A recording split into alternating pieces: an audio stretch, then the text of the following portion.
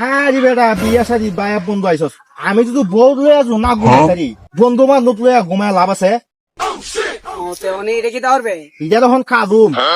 ইজারা খাইতে হন সিঙ্গেল খাট বানামো अच्छा ওইলে তুই যদি যাস ওইলে আনাইলে যা কারোকে আমি তোর আব্বা আর তোর বাইরে জানাই আরে এতন বিয়ার বেলায় ফাগল হয়েছে রে